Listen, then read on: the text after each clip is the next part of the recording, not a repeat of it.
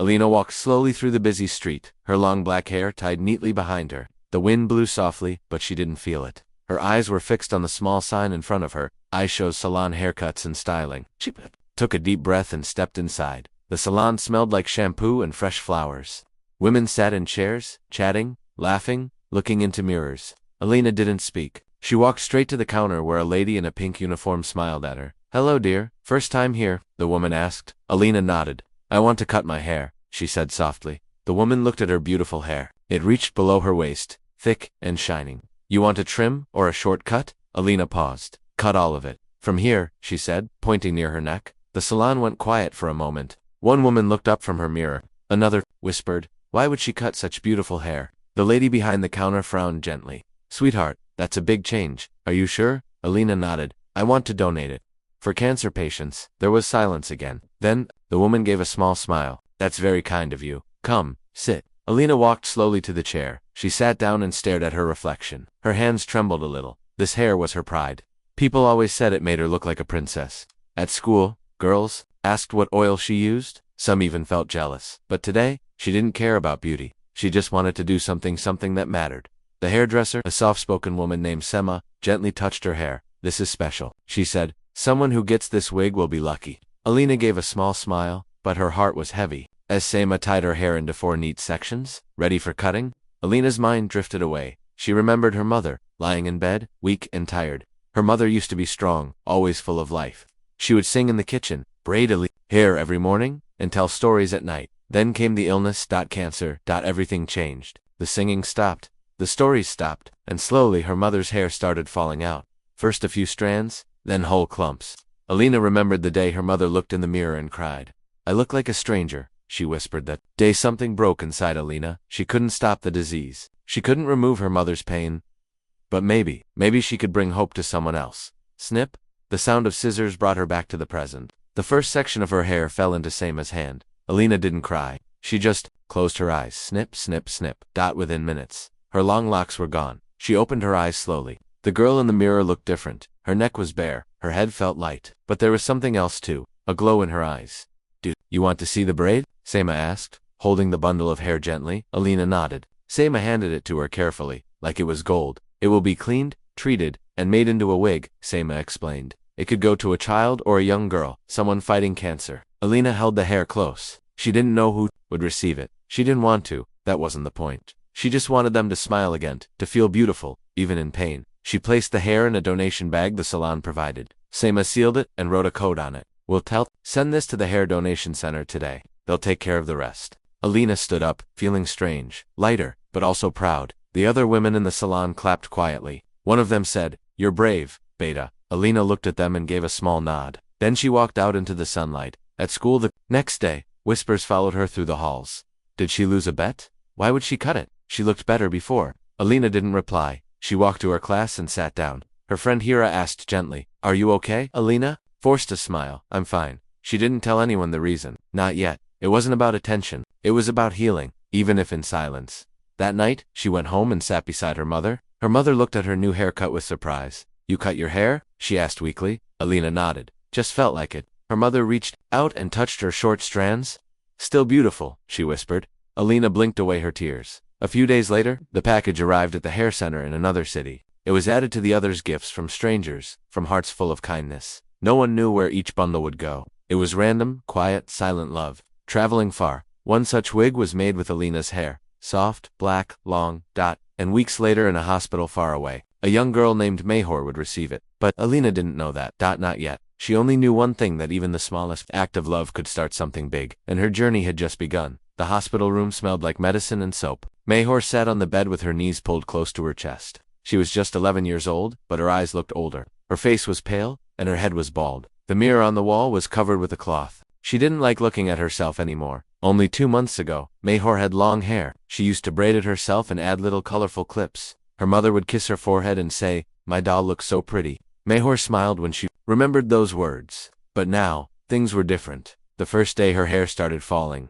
she cried, not because of the illness, but because it felt like she was losing a part of herself. Every time she looked at her pillow and saw strands, of hair, her heart broke a little more. She stopped talking. She stopped smiling. Even food didn't taste the same. Her parents tried everything to cheer her up. They brought her toys, books, and even a kitten. But Mayhor barely responded. She stayed quiet, sitting by the window, watching the world outside but never feeling part of it. One morning, a nurse entered her room holding a white box. She smiled warmly. Mayhor, we have something for you. Mayhor didn't move. She looked at the box, but didn't say anything. The nurse walked over and sat beside her. Open it, sweetheart. Mayhor slowly took the box and lifted the lid. Inside was a wig, long black, soft. It looked real. It looked like her old hair. She stared at it for a moment. Then she touched it. It was warm, like sunlight trapped in strands. Where did this come from? She asked softly. The nurse smiled. It was donated. Someone, somewhere, gave their hair to help a child like you.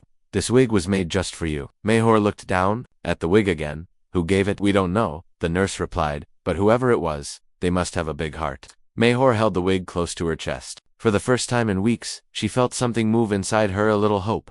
Later that day, her mother helped her put it on. Mayhor looked into the mirror. She didn't speak. She just stared. Then, slowly, a tear rolled down her cheek. Not because she was sad, but because she felt like herself again. She turned to her mother and asked, "Can I go outside today?" Her mother nodded, surprised but happy. Of course. Beta, let's take a walk. They walked through the hospital. Garden. Mayhor felt the wind again, this time playing with her hair. Other children looked at her and smiled. Some even came to talk to her. You look nice, one boy said. Are you new here? Mayhor nodded and smiled. I was here before, but now I feel new. From that day on, Mayhor changed. She woke up early, brushed the wig carefully, and sat up in bed instead of lying down all day. She began drawing again, flowers, stars, people with bright hair. She told the nurse, "Can you write a thank you letter to the person who gave me this wig? We don't know who it is, Mayhor," the nurse said gently. "Then I'll write to an angel." Mayhor replied, "Because that's who they are." She wrote, "Dear angel, thank you for giving me back my smile. You didn't just give me hair, you gave me courage. I hope you are happy and healthy. I pray for you every day. Love, Mayhor." The nurse placed the letter on the hospital's message board for other patients and families to read. Many cried after reading it. Doctors noticed Mayhor's improvement too. She was responding better to treatment. Her body was still weak, but her heart was stronger.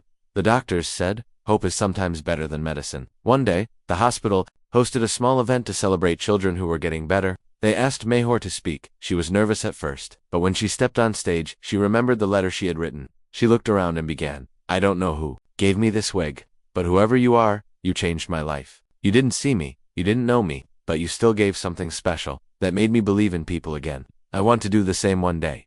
The crowd clapped. Some parents cried. Nurses smiled proudly. After the event, a woman from a local NGO approached Mayhor's parents. "Your daughter is very inspiring," she said. "Would you let her speak at one of our awareness programs? We want people to hear her story." Mayhor's parents agreed. Mayhor was happy. She didn't want to be just a patient anymore. She wanted to be someone who helped others. That evening, back in her room, Mayhor looked at her reflection again. She touched the wig gently and whispered, "Thank you, angel. I don't know your name, but I'll make sure your kindness lives on." In another city, Alina walked through her school, her short hair still the center of whispers. She didn't know her hair had become someone's light. She didn't know a little girl had found hope because of her, but fate had its own plan. Two hearts, connected by a silent thread of kindness, were getting closer, and soon their stories would meet. Alina walked home slowly after school, her short hair bouncing lightly as the cold wind touched her neck. It had been 2 weeks since she donated her hair, but the whispers at school hadn't stopped. Some girls laughed behind her back, some asked rude questions, and some just stared like she was strange. "You looked better before," one boy had said that morning. Alina didn't reply. She just kept walking, like she always did. Quiet, calm, carrying something no one could see. When she reached home, the door was slightly open. She pushed it gently and stepped inside. The house was quiet. Too quiet. Her books were on the table, untouched. The clock ticked softly in the background. From the bedroom, she heard soft coughing. She took off her shoes and went straight to her mother's room. Her mother lay in bed, pale and thin. Her once bright eyes looked tired now. The scarf on her head had slipped a little, revealing small patches of hair that refused to grow back. Alina walked in and sat beside her. "Mama," she said gently, brushing the scarf back into place. Her mother smiled weakly. "You're home early." "School ended early today," Alina lied. She didn't want to tell her mother that she was avoiding the other students. Her mother reached out and touched Alina's short hair. "Still getting used to this new look," she said with a smile. Alina nodded. "I am too." They sat in silence for a moment. Her mother's breathing was slow, and her hands felt cold. Alina wrapped the blanket around her gently. "Did you take your medicine?" Her mother nodded. "I did, but I feel tired today." Alina didn't say anything. She just held her mother's hand. This was their new routine, now school. Then home, then silence. Some days were better, some were not. But Alina never complained. Later that evening, she warmed up soup and fed her mother spoon by spoon. Then she cleaned the room, arranged the medicine boxers, and sat to do her homework. But her heart wasn't in it. She stared at the blank page in her notebook, her mind full of noise. She missed the old days, when her mother used to hum songs while cooking, when her laughter filled the house, when they went to the park on Sundays and bought ice cream. But cancer had changed everything. Slowly, quietly, like a thief in the night, Alina stood up and went to the balcony. She looked at the stars above. They were the same stars she used to watch with her mother. See that one? Her mother would say, that's your star, the brightest one. Now, the stars looked far away. She thought about the hair she had donated. She didn't know where it went, who had received it, if it even made a difference. But she hoped, she prayed that it helped someone feel beautiful again, even if just for a moment. The next morning, she woke up early. Her mother was still sleeping. Alina made breakfast, left a note, and went to school. She walked with her head held high. She had learned not to care about the whispers. She had done something good, something kind. That was enough. In science class, the teacher asked students to talk about real-life heroes. One boy spoke about a firefighter, another about a soldier. When it was Alina's turn, she stood up slowly. My hero is my mother, she said. She's brave, even when she's in pain. Even when she loses her strength, she smiles for me. She teaches me what real courage looks like. The class went silent. Some students looked down, some blinked quickly. The teacher smiled warmly. That's beautiful, Alina. Thank you for sharing. That evening, Alina came home to find her mother sitting up, looking through an old photo album. Come here, she said. Look at this picture. Remember this. Alina sat beside her and smiled. It was a photo from a picnic 2 years ago. Her mother had long hair, a bright dress, and a big smile. Alina was holding a balloon. I remember, she whispered. Her mother looked at her. I miss that girl, and I miss that version of me. You're still beautiful, Alina said. Even more now. Her mother laughed softly. Flatterer. Alina hesitated, then spoke. Mama, I want to tell you something about my hair. Her mother looked at her with gentle eyes. What is it? I didn't just cut it for a new look. One donated it for someone with cancer, someone like you. Her mother blinked slowly. Tears filled her eyes. You did that for a stranger. Alina nodded. I couldn't help you with the pain, but maybe I could help someone else smile. Her mother hugged her tightly. You're my hero, she whispered. That night they both cried. Not because of sadness, but because of love. In another city, a girl named Meher wore her wig and looked into the mirror. She smiled and placed a sticker on the frame that said, Hope lives here. 2 girls, 2 hearts, connected by something they didn't even know. And fate was slowly bringing them together, but neither was ready for the twist that life was about to bring. Because sometimes, kindness finds its way back home.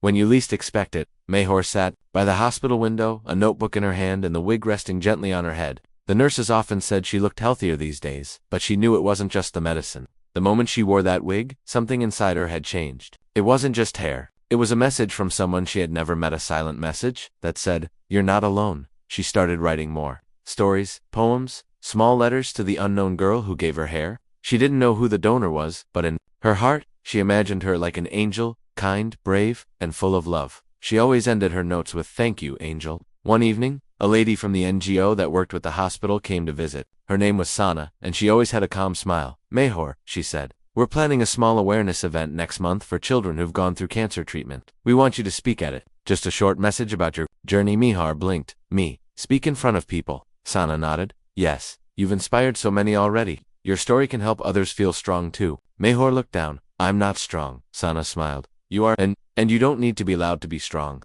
Meher thought for a moment. Then she gave a small nod. Okay, I'll try. Across the city, Alina helped her mother sit up on the bed. Her strength was returning slowly, and some days were better than others. They laughed more now. Alina's short hair had started growing back a little, and she wore clips just like before. One afternoon her mother was scrolling through her phone and came across a video posted by an NGO. Alina, she said, come see this. Alina sat beside her. The video showed a girl, maybe 10 or 11, standing on a small stage at a hospital event. She had big eyes and a gentle voice, and she was wearing a wig. The girl in the video spoke with a calm voice. When I lost my hair, I lost my confidence. I didn't feel like myself anymore. But someone gave me a gift, a wig, made from real hair. I don't know who they are, but I call them my angel, because they gave me something more than hair. They gave me the strength to face the mirror again.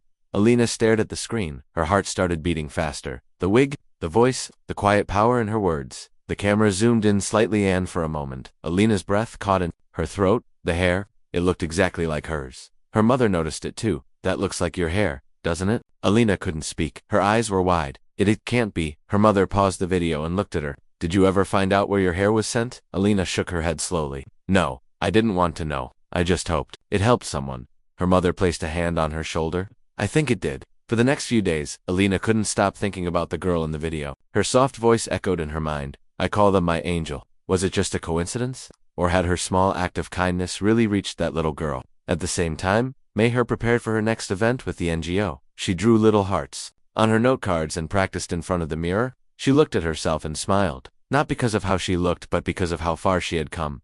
One afternoon, Sana came into her room with exciting news. Mayhor, you remember the hair donation center that made your wig? They're planning a Meet the Donor event. They want to try connecting some children with their hair donors. Mahor's eyes lit up. Really? Will my donor be there? Sana smiled. We're not sure yet. It's not easy to trace every donation, but we'll try. In the following week, the salon where Alina had donated her hair received a call. We're inviting previous donors to attend a small ceremony at the children's hospital, the caller said. It's a chance for donors and receivers to meet, if possible. Sema, the hairdresser, remembered Alina. She called her home. When Alina picked up the phone, Sema explained everything. You don't have to come if you don't want to. But maybe this is your chance to see where your kindness went. Alina didn't answer right away. That night, she sat by her mother's side and told her everything. Her mother looked at her gently. You always wanted to help someone? Maybe now you can see how much you really did. Alina thought about it all night and then she made a decision. I want to go? On the day of the event, both girls prepared in their own homes. Mayhor wore her favorite dress and looked in the mirror, adjusting the wig carefully. I hope she comes, she whispered. Alina wore a simple outfit, her heart pounding. As the car drove toward the hospital, she didn't know if she would meet the same girl from the video. She didn't know what to say if she did, but something inside her told her to go. At the hospital hall, children, parents, and donors gathered. There were balloons, banners, and warm smiles. The host welcomed everyone and thanked them for being part of a beautiful journey.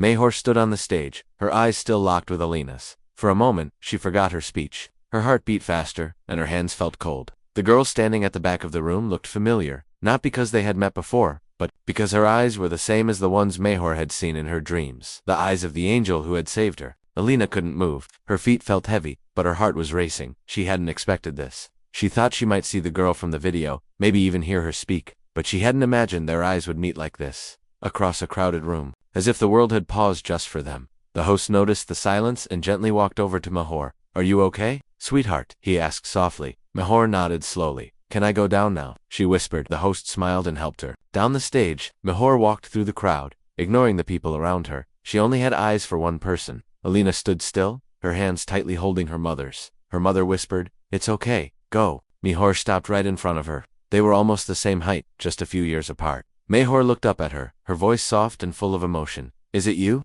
Alina opened her mouth, but no words came out. Her eyes filled with tears. She slowly nodded. Mayhor's eyes welled up too, and then without another word, she stepped forward and hugged her tightly. The room went silent again, as everyone watched the emotional moment. Two strangers, who had never met, held each other, like old friends. The kind of hug that says thank you without needing words. The kind of hug that connects souls. Mayhor whispered, I knew it was you. I could feel it. Alina whispered back, I didn't know where my hair would go, but I hoped it would help someone like you. Mayhor pulled back just enough to look into her eyes. It helped more than you'll ever know. You didn't just give me hair, you gave me myself back. Alina smiled through tears.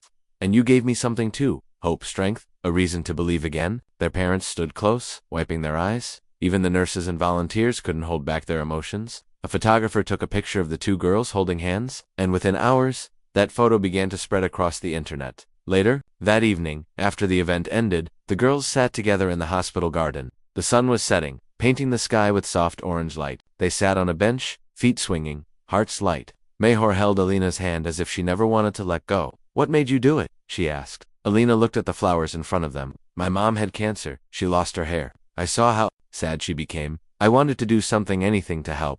I couldn't help her sickness, but maybe I could help someone else feel beautiful. Mayhor nodded slowly. Your mom is very lucky to have you. Alina smiled. I'm lucky too. Have her too. Then Mahar said something that surprised Alina. Can we stay in touch? Maybe even be friends? Alina laughed softly. We're already friends. After that day, their bond only grew stronger. They messaged each other every day. They sent drawings, voice notes, silly jokes, and even homework questions. Alina would tell Mayher about school, and Mayher would update her about her health. They talked about dreams. Alina wanted to write a book one day. Mayhor wanted to become a nurse and help kids like her. They weren't just friends, they were like sisters. One day, Mayhor asked Sana, the NGO worker, if she could visit Alina's school and share their story together. Sana loved the idea and helped organize a special assembly. When Mahor walked onto the school stage beside Alina, the students who once teased Alina for cutting her hair sat in complete silence. The two girls told their story of kindness, of courage, of how a simple haircut had brought two strangers together. By the end, many students were crying. Some even stood and clapped. After the assembly, 3 girls came to Alina and said, "We're sorry for what we said. We didn't understand. You're amazing." Alina smiled and forgave them. That same day, 4 students signed up to donate their hair. One act of kindness had created a ripple. A few weeks later, Mahor's doctor gave wonderful news. Her cancer was in remission. She still needed checkups, but her body was healing. Her parents cried with joy, and so did Alina when she heard. "You're a fighter," Alina said. "No," Mahor replied. "We both are." They started a small campaign together called Angel Hair, encouraging young people to donate hair and write letters to the ones receiving it. They collected dozens of wigs, shared stories on social media, and even got featured in a local newspaper. The headline read, "A gift of hair, a bond of hearts." It wasn't about fame, it was about hope. Late one evening, they sat on a video call, talking about their next event. Mahor said, "Can you believe this all started with scissors and a quiet decision?" Alina smiled.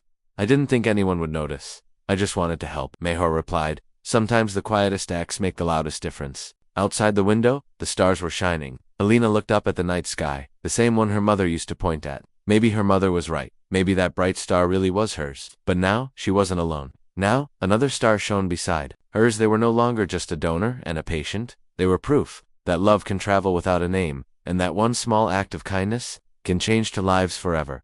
The school auditorium was filled with soft whispers and curious eyes. Bright banners reading Angel Hair Campaign hung across the walls. Chairs were lined up neatly, and students from different classes filled the room. Teachers stood near the back, some holding tissues already. On stage stood a small table with 2 chairs, a mic in the center, and a big screen behind it showing the photo of Alina and Mahor hugging at the hospital event. Today was special. Today was the day both girls would share their story in front of the entire school, together. Alina stood backstage, nervously fixing her hair. It had grown a little since the donation, just enough to tuck behind her ears. Her palms were sweating, and her heart thudded in her chest. She had never spoken to so many people before. But today wasn't about fear, it was about courage, and she wasn't alone. Beside her stood Mihar, holding her hand. Mihar wore a pale yellow dress and her favorite shoes. Her wig was tied back into a simple ponytail, and a small pin shaped like a star sparkled near her shoulder. She smiled at Alina. "We've got this." Alina took a deep breath and nodded. Together, when the principal stepped up to the mic and introduced them, the applause filled the room. Alina and Mahor walked on stage slowly, hand in hand, the spotlight following them. Alina looked out at the crowd, the same crowd that once whispered behind her back, the same classmates who had laughed when she cut her hair. But now, their faces were serious. Some already looked emotional. Alina began. Her voice was quiet at first, but clear. "A few months ago, I cut my hair. It wasn't for a new look or a style change. It was for someone I didn't know, someone I would never meet. Or so I thought." She looked at Mahor, who continued. "That someone was me.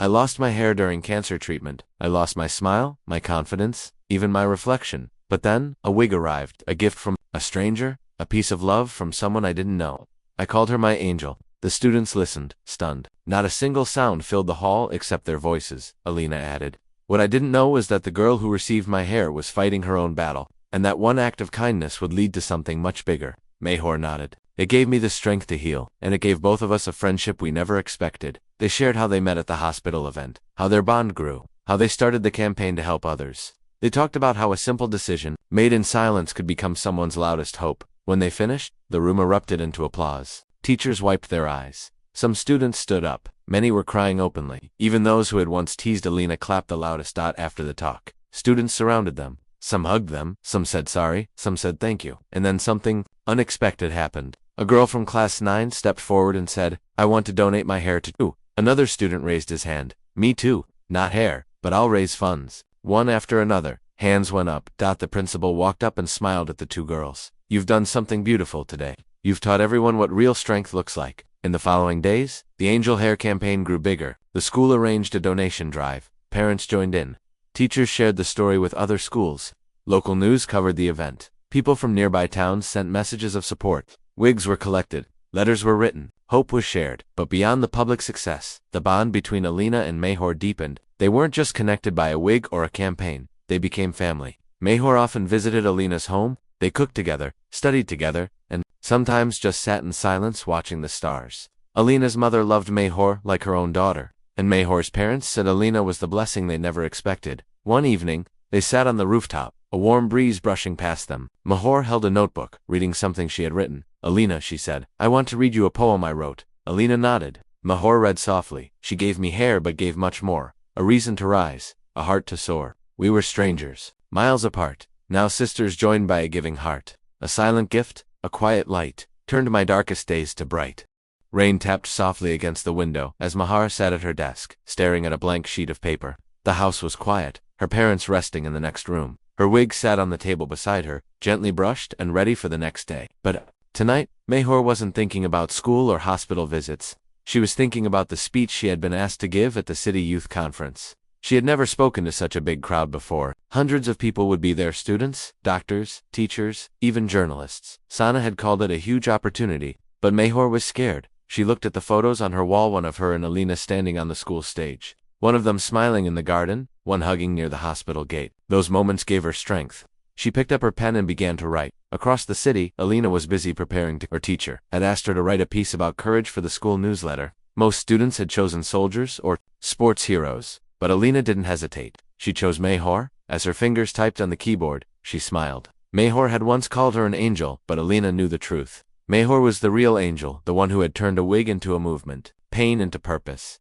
That weekend, the youth conference took place in the city auditorium. Banners lined the entrance, voices of change, stories that inspire. Mayhor arrived with her parents and Sana. She wore a light blue dress and her favorite shoes. Her eyes looked calm, but inside, her heart was racing. Sana squeezed her hand. You don't have to be perfect, she said. Just be honest. In the audience, Alina sat with her mother in the front row. She waved when Mayhor entered, and Mayhor's face lit up instantly. Just seeing Alina made her feel safe. The host stepped up to the mic. Our next speaker is someone very special. She's just 11 years old, but her story has touched hundreds. Please welcome Mayhor, founder of the Angel Hair Campaign.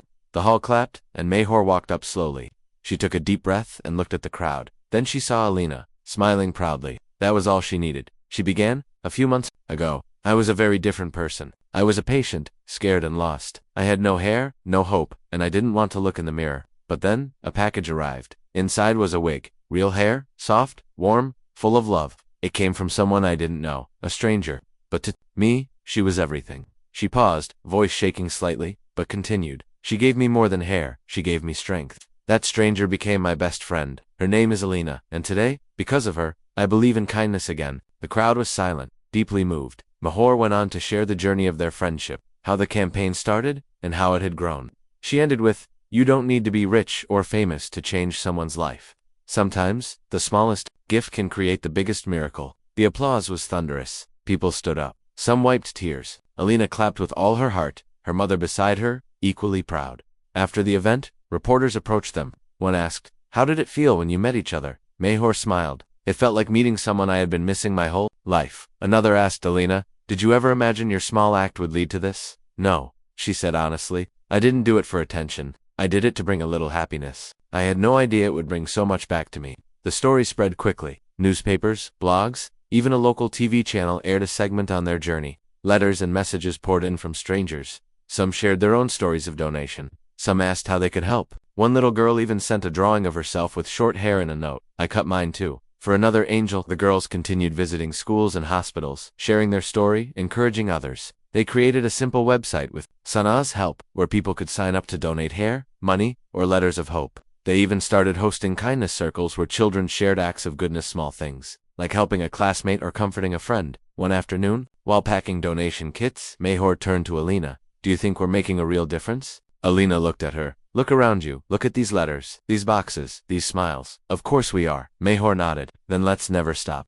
Later that evening, they visited the hospital where they had first met. A new girl had arrived, a shy 10-year-old with sad eyes and a bald head. She barely spoke, avoided mirrors, and kept to herself. The nurses asked Alina and Mayhor if they'd like to talk to her. They walked into the room gently, smiled, and sat beside her. Alina reached into her bag and pulled out a small package. This is for you, she said softly. The girl opened it. Slowly, inside was a beautiful wig, along with a small letter that read, you are loved, even by people you've never met. The girl looked up, her eyes shining. For the first time in days, she smiled. Mayhor took her hand. You're not alone. Anymore? The cycle continued.